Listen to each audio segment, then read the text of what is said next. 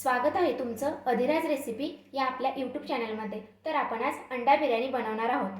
त्यासाठी लागणारे साहित्य आपण पाहूयात। मी 5 अंडी उकळून घेतलेली आहेत, त्यानंतर मी ती फ्राय केलेली आहेत।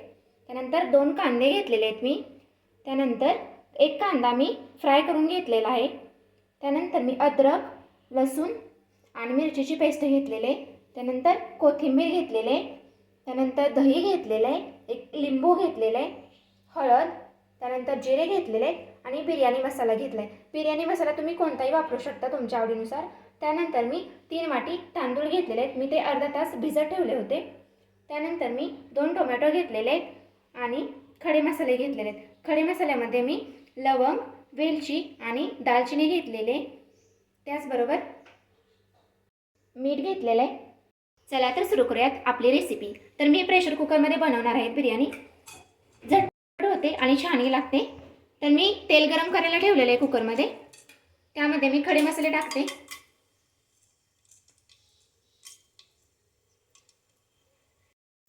खडे मसाले व्यवस्थित फ्राय करून घ्यायचे। त्यामध्ये मी थोडेसे जिरे घालते, त्यानंतर अद्रक लसूणची पेस्ट घालूया, व्यवस्थित फ्राय करून घ्यायचं। हाय फ्लेमवरतीच करायचं आहे फ्राय। त्यानंतर आपण यामध्ये ॲड करणार आहोत कांदा। कांदा एकदम व्यवस्थित फ्राय करून घ्यायचा, हाय फ्लेमवरतीच करायचा।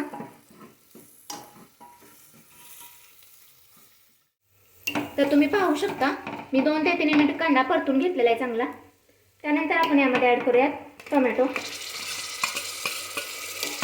टोमॅटो ही हाय फ्लेमवरती मस्त परतून घ्यायचं आहे, 2 मिनिट लागतील यालाही।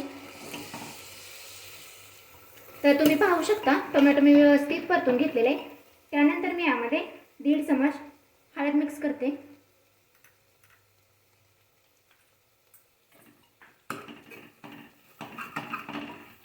त्यानंतर आपण यामध्ये बिर्याणी मसाला ॲड करणार आहोत। बिर्याणी मसाला तुमच्या आवडीनुसार तुम्ही मिक्स करा, कोणताही करू शकता। तुम्हाला तिखट पाहिजे की कमी तिखट पाहिजे त्यानुसार तुम्ही ॲड करा। त्यानंतर मी यामध्ये 2 चमच महाराष्ट्रीयन चटणी मिक्स करते। तुम्ही डेली भाज्यांसाठी जो मसाला वापरता तो वापरू शकता, ऑप्शनल आहे, पण यामुळे टेस्ट छान येते। त्यानंतर मी यात 2 चमच मीठ ॲड करते, त्यानंतर कोथिंबीर, व्यवस्थित मिक्स करून घ्यायचं आहे।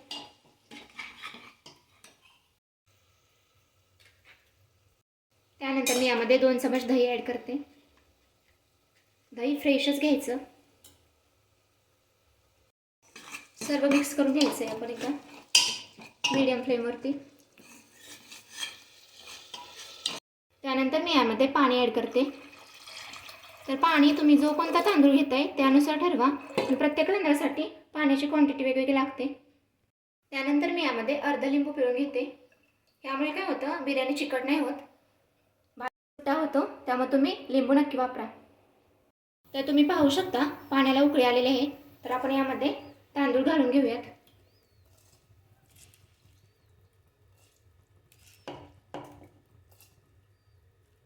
व्यवस्थित सगळं एकदा मिक्स करून घ्यायचं आणि आपण जो कांदा तळून घेतला होता तो ॲड करायचा।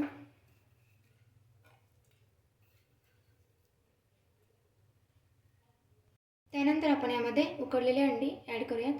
अंड्याला मी अशा 3-4 चिरा काढून घेतलेल्या होत्या, त्यामुळे मसाला व्यवस्थित त्यामध्ये ॲड होतो। त्यानंतर आपण कुकरचं झाकण लावून घेऊयात आणि मीडियम फ्लेमवरती 2 शिट्ट्या काढून घेऊयात। झालेले आहेत, तर आपण उघडून पाहूयात।